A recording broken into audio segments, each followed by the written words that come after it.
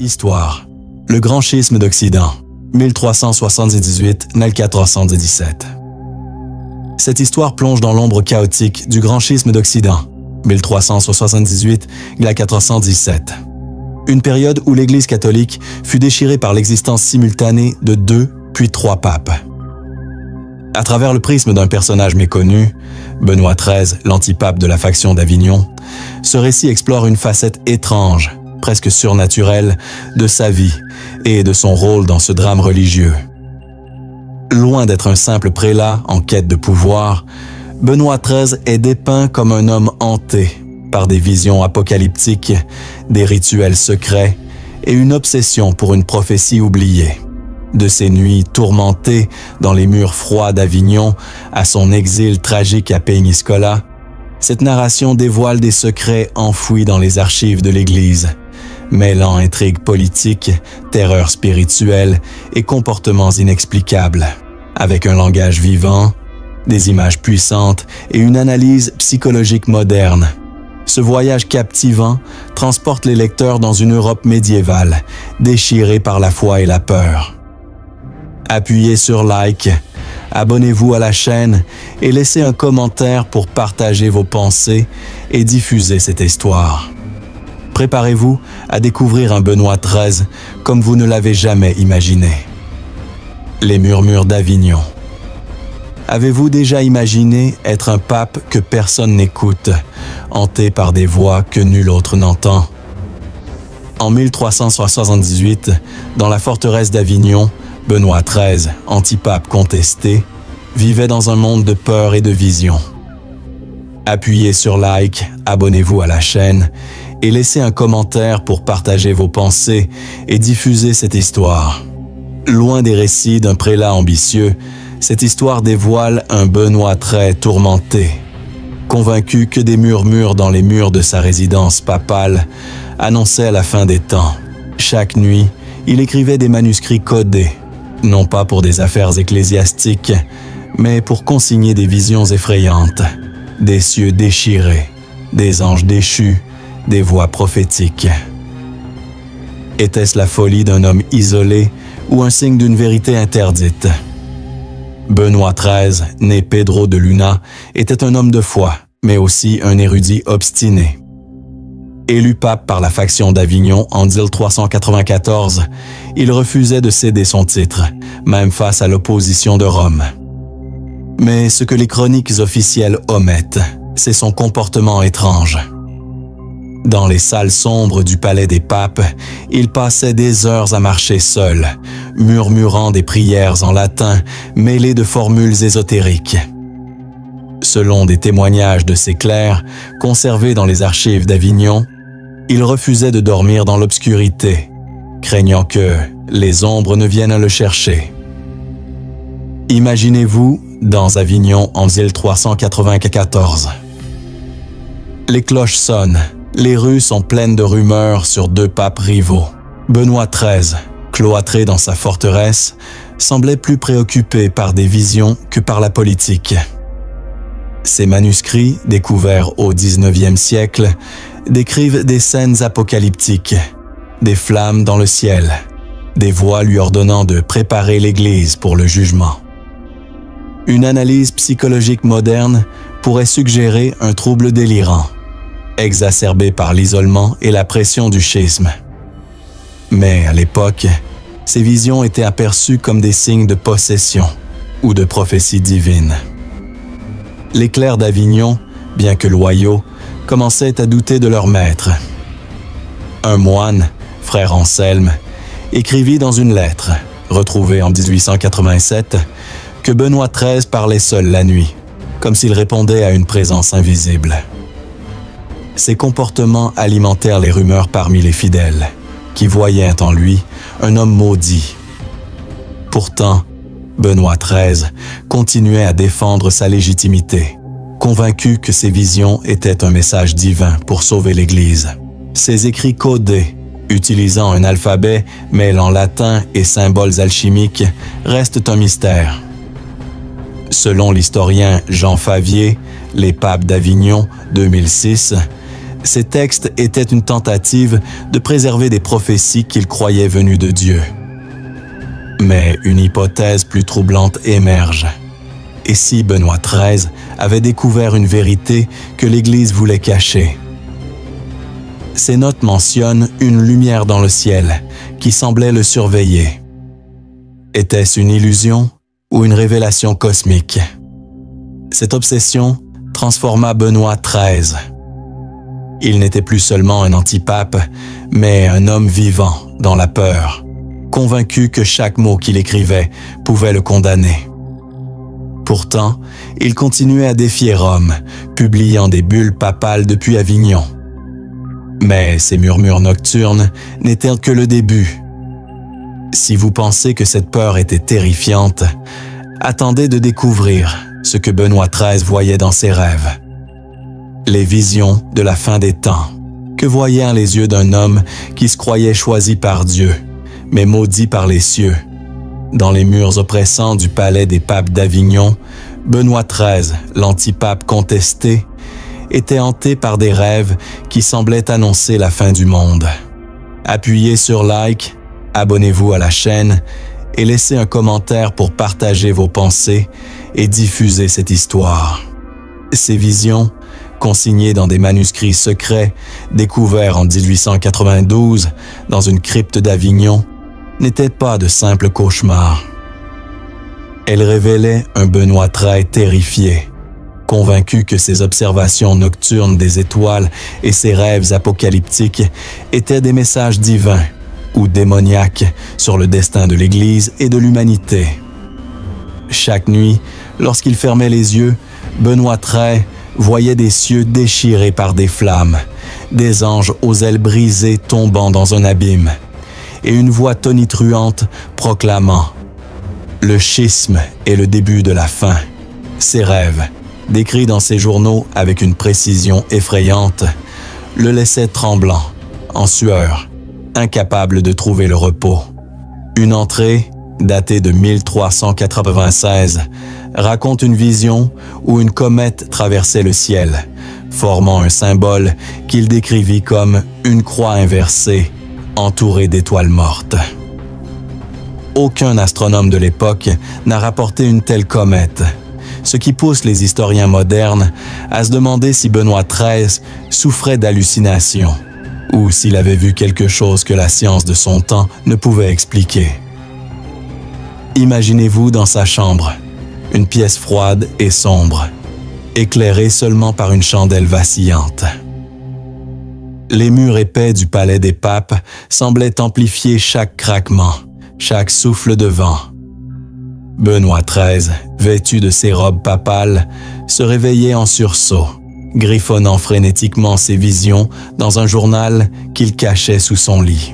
Selon des lettres de son confesseur, frère Bernard, conservées dans les archives de l'Université de Toulouse, il refusait de partager ses rêves avec quiconque, craignant qu'ils ne soient interprétés comme un signe de possession. Pourtant, il ne pouvait s'empêcher d'écrire, comme si consigner ses visions était le seul moyen de les exorciser. Une analyse psychologique moderne pourrait attribuer ses rêves à un trouble délirant, exacerbé par l'isolement et la pression du schisme.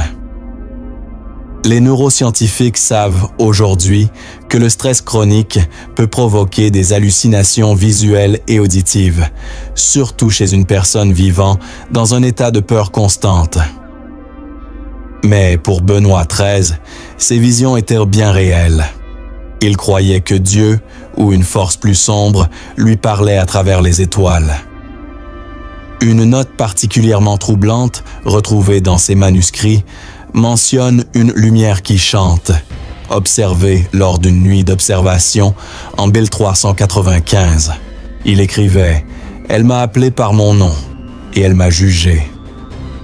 Ces mots énigmatiques ont alimenté les spéculations parmi les historiens, comme Pierre Dubois dans les Prophéties d'Avignon, 1998, qui suggère que Benoît XIII aurait pu confondre des phénomènes astronomiques avec des révélations spirituelles. Ces visions influençaient ses décisions. En tant qu'antipape, Benoît XIII était déjà en conflit avec Rome, mais ses rêves semblaient renforcer son obstination. Il croyait que ses visions étaient un signe de sa légitimité, une preuve que Dieu l'avait choisi pour guider l'Église à travers le schisme.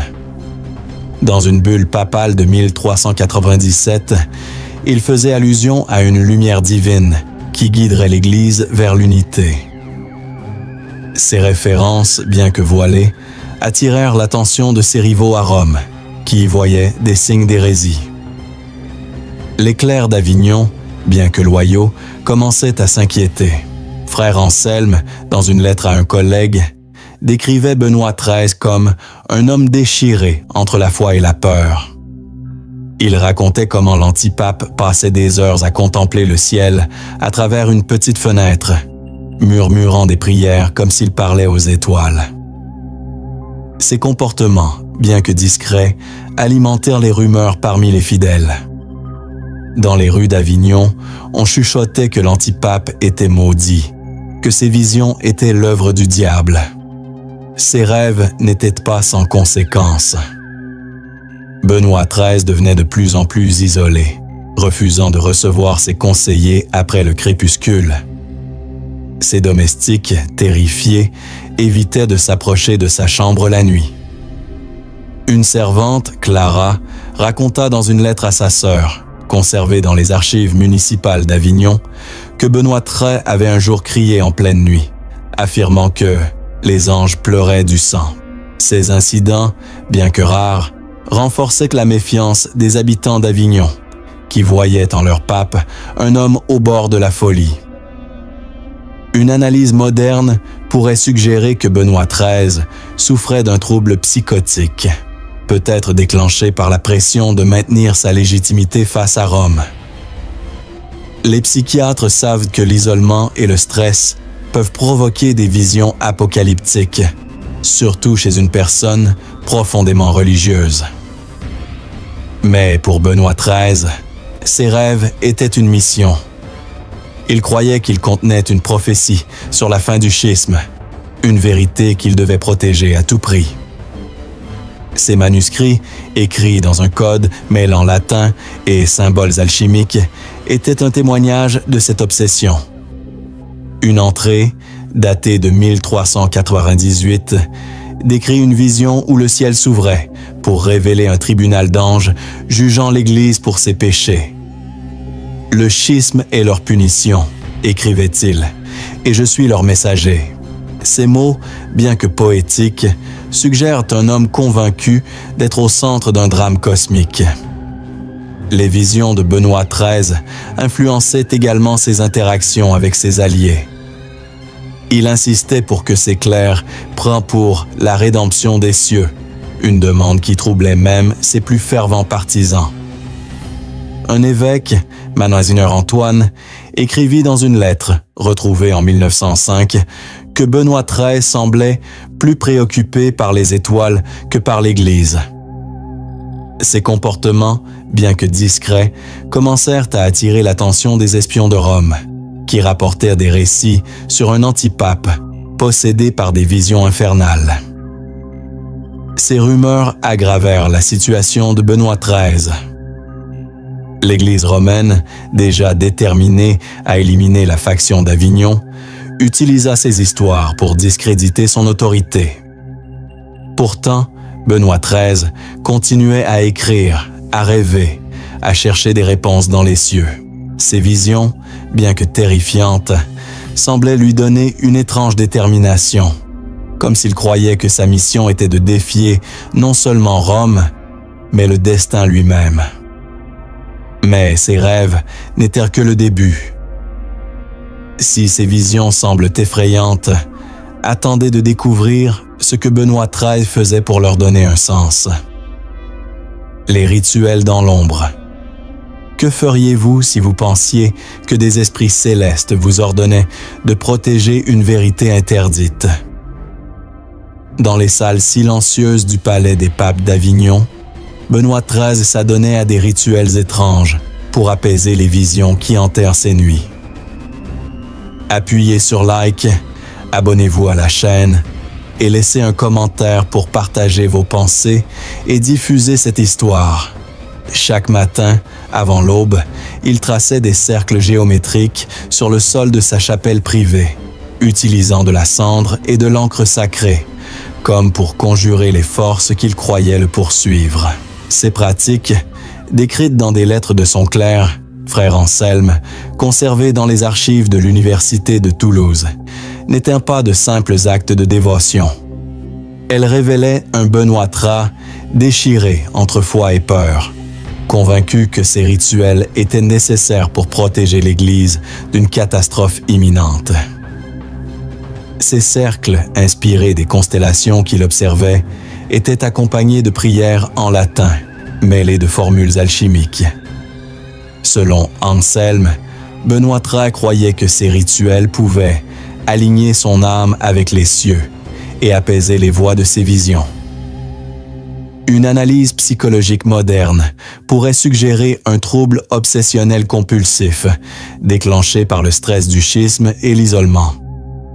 Mais à l'époque, ces pratiques frôlaient la sorcellerie. Les clercs d'Avignon, bien que loyaux, commençaient à murmurer.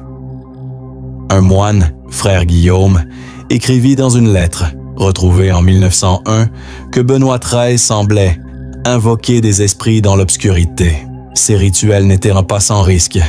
Les espions de Rome, envoyés pour surveiller l'antipape, rapportèrent des récits troublants, des chandelles allumées jusqu'à l'aube, des murmures constants, des cercles tracés avec une précision maniaque. Une servante, Maria, confia à un prêtre local qu'elle avait trouvé des cendres et des huiles dans la chapelle de Benoît XIII, renforçant les soupçons de pratiques hérétiques. Ces rumeurs parvinrent à l'Inquisition, qui commença à enquêter sur l'antipape, déjà considéré comme un obstacle à l'unité de l'Église. Benoît XIII semblait conscient du danger, mais il continuait ses rituels, convaincu qu'ils étaient un rempart contre les forces qui l'avaient dérangé. Une note dans son journal, datée de 1399, décrit un rituel où il traça un cercle autour d'un crucifix, murmurant « Que les cieux me pardonnent ». Ces mots suggèrent un homme déchiré entre sa foi et sa peur d'avoir transgressé une frontière divine. Une analyse moderne pourrait voir dans ses comportements une tentative désespérée de contrôler son anxiété. Mais pour ses contemporains, ils étaient à la preuve d'une âme damnée. Les rituels de Benoît XIII influençaient ses décisions politiques. Il refusait de négocier avec Rome, convaincu que ses visions lui ordonnèrent de rester ferme. Ces bulles papales, publiées depuis Avignon, contenaient des allusions cryptiques à une lumière rédemptrice qui sauverait l'Église. Ces références, bien que subtiles, alarmèrent ses rivaux qui y voyaient des signes d'hérésie. Mais ces rituels n'étaient que le début. Si ces pratiques semblent étranges, attendez de découvrir ce que Benoît XIII écrivait dans ses manuscrits codés. Les manuscrits de l'interdit. Quel secret un pape déchu cacherait-il dans des écrits que nul ne devait lire? Dans l'obscurité de sa chambre à Avignon, Benoît XIII rédigeait des manuscrits codés, utilisant un alphabet mêlant latin, grec et symboles alchimiques. Appuyez sur like, abonnez-vous à la chaîne et laissez un commentaire pour partager vos pensées et diffuser cette histoire. Ces textes, découverts dans une crypte d'Avignon en 1920, ne traitèrent pas des affaires de l'Église, mais de visions apocalyptiques et de prophéties sur la fin du schisme. Ils révélaient un Benoît XIII convaincu d'être le gardien d'une vérité interdite, une vérité que l'Église romaine voulait à tout prix effacer. Ces manuscrits, écrits dans un code complexe, s'adressait à une entité qu'il appelait le juge des cieux. Une lettre, datée de 1400, décrit une vision où le ciel s'ouvrait pour révéler un trône d'étoiles, jugeant l'humanité pour ses péchés. Le schisme est leur châtiment, écrivait-il, et je suis leur messager. Ces mots, énigmatiques, suggèrent un homme convaincu d'avoir été choisi pour une mission divine. Une analyse psychologique moderne pourrait attribuer ces écrits à une forme de délire mystique. Mais pour Benoît XIII, ils étaient une confession, un cri dans l'obscurité. Les historiens, comme Jacques Le Goff dans l'imaginaire médiéval, 1985, suggèrent que ces manuscrits étaient une tentative de préserver une prophétie que Benoît XIII croyait venue de Dieu. Mais une hypothèse plus troublante émerge. Et si ces textes contenaient une vérité que l'Église considérait comme dangereuse? Une note mentionne une lumière qui parle, observée lors d'une nuit d'observation en 1397. « Elle m'a vu et elle m'a jugé », écrivait-il. Ces mots ont alimenté les spéculations selon lesquelles Benoît XIII aurait découvert un phénomène cosmique qu'il interprétait comme un signe divin. Ces manuscrits étaient dangereux. S'ils étaient tombés entre les mains de Rome, ils auraient aggravé les accusations contre Benoît XIII. Ils les cachaient dans des endroits secrets, sous des dalles, dans des livres, derrière des tapisseries. Une servante, Helena, confia à un prêtre qu'elle avait trouvé un manuscrit caché dans un mur, couvert de symboles qu'elle décrivit comme « maudits ». Ces récits, bien que vagues, renforçaient les soupçons de l'Inquisition, qui voyait en Benoît XIII un hérétique, peut-être un sorcier. Les manuscrits influençaient ses actions. Il refusait de céder son titre d'antipape, convaincu que ses visions lui ordonnaient de rester ferme. Ces bulles papales contenaient des allusions à une vérité cachée qui serait révélée à la fin des temps. Ces références alarmaient ses rivaux, qui intensifièrent leurs efforts pour le destituer. Mais ces écrits n'étaient que le début. Si ces manuscrits semblent troublants, attendez de découvrir ce que l'Inquisition a trouvé à Avignon. Le tribunal de la foi. Que ressent un homme lorsqu'il est jugé par ceux qu'il considère comme ses égaux? En 1409, Benoît XIII fut convoqué au concile de Pise, un événement destiné à résoudre le schisme, mais qui ne fit qu'aggraver sa situation. Appuyez sur like, abonnez-vous à la chaîne et laissez un commentaire pour partager vos pensées et diffuser cette histoire. Le concile, loin d'être une simple réunion ecclésiastique, était un tribunal où Benoît XIII fut accusé non seulement d'hérésie, mais de pratiques occultes. Des rumeurs sur ses rituels et ses manuscrits codés avaient atteint les oreilles des évêques, qui voyaient en lui un danger pour l'Église. Dans la salle du concile, Benoît XIII se tenait seul, ses robes papales usées par des années d'exil. Les évêques, alignés comme des juges, citaient des témoignages de ses clercs sur ses comportements étranges. Un moine, frère Étienne, affirmait avoir vu Benoît XIII tracer des cercles dans sa chapelle, murmurant des mots incompréhensibles. Ces accusations, bien que ridicules pour un esprit moderne, étaient mortelles à l'époque. Un document, retrouvé dans les archives de Pise en 1955, révèle que l'Église soupçonnait Benoît XIII d'avoir conclu un pacte avec des forces surnaturelles pour maintenir son pouvoir. Benoît XIII tenta de se défendre, arguant que ses visions étaient dans des messages divins pour sauver l'Église. Mais ses propres écrits le trahissaient. Un manuscrit codé, saisi à Avignon, mentionnait une vérité interdite, révélée par les cieux. Les évêques y voyaient la preuve d'une hérésie bien plus grave que le schisme. Benoît XIII, terrifié, commença à douter de sa propre santé mentale. Était-il vraiment en contact avec des forces divines ou était-ce l'Église qui manipulait ses peurs? Le concile de Pise ne résolut rien. Au lieu de réunifier l'Église, il ajouta un troisième pape, aggravant le chaos. Benoît XIII, déclaré déchu, refusa d'abdiquer, s'enfuyant à Peñíscola, une forteresse isolée en Aragon.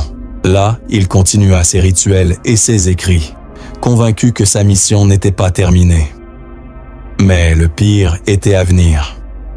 Si ce tribunal semble effrayant, attendez de découvrir ce que Benoît XIII a confessé sous la pression. La confession dans l'exil. Que dirait un homme brisé, isolé dans une forteresse, face à la menace de l'oubli? À Péninscola, où Benoît XIII s'était réfugié après le concile de Pise, il fut contraint de faire face à ses visions et à ses accusateurs. Appuyez sur like, abonnez-vous à la chaîne et laissez un commentaire pour partager vos pensées et diffuser cette histoire. Dans une salle isolée de la forteresse, sous la pression de ses derniers fidèles, il confessa quelque chose d'inimaginable. Il admit avoir vu des signes dans les cieux qui n'étaient pas de Dieu, mais d'une force qu'il ne pouvait nommer. Cette confession, consignée dans un document scellé jusqu'en 1970, choqua même ses clercs. Benoît XIII décrivit des visions de comètes formant des symboles, d'étoiles clignotant comme des yeux, et d'une voix lui ordonnant de préparer l'Église pour le jugement. Était-ce une stratégie pour apaiser ses accusateurs, ou croyait-il vraiment en ces visions?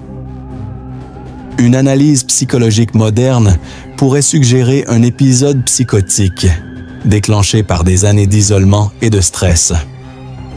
Mais pour ces clercs, cette confession confirmait leur pire crainte. Leur maître était possédé. Cette confession changea tout. Benoît XIII fut encore plus isolé, ses fidèles diminuant à mesure que les rumeurs se répandaient. Les manuscrits saisis à Avignon furent brûlés, mais certaines copies survécurent, révélant des détails troublants sur ses visions. Une lettre, retrouvée en 1985, mentionne une lumière qui juge, observée en 1408. Benoît XIII écrivait « Elle m'a vu et elle m'a condamné ». Cette confession marqua un tournant. Benoît XIII, autrefois un symbole de résistance, devint un homme brisé, hanté par ses propres paroles. Pourtant, même en exil, il continuait à écrire, à prier, à chercher des réponses dans les cieux. Ses derniers fidèles, bien que terrifiés, préservèrent ses écrits, convaincus qu'ils contenaient une vérité que le monde n'était pas prêt à entendre. Si cette confession semble choquante, attendez de découvrir ce que l'Église a fait pour effacer les traces de Benoît XIII. L'effacement d'un pape. Comment efface-t-on un homme qui se croyait choisi par Dieu? Après le concile de Pise, l'Église lança une campagne pour effacer toute trace de Benoît XIII et de ses visions. Appuyez sur like, abonnez-vous à la chaîne et laissez un commentaire pour partager vos pensées et diffuser cette histoire. À Péninscola, des agents de Rome perquisitionnèrent la forteresse, brûlant des manuscrits et interrogeant les derniers fidèles de l'antipape. Selon des archives découvertes en 1990, l'Église ordonna la destruction de tout document mentionnant les prophéties célestes de Benoît XIII, craignant qu'il ne sème le doute parmi les fidèles. Mais Benoît XIII, même en exil, continua à écrire en secret. Utilisant des encres invisibles et des codes encore plus complexes, il consignait ses pensées dans des manuscrits cachés sous les dalles de sa forteresse. Ses écrits, retrouvés en 2008, révèlent un homme obsédé par l'idée que l'Église cachait une vérité cosmique.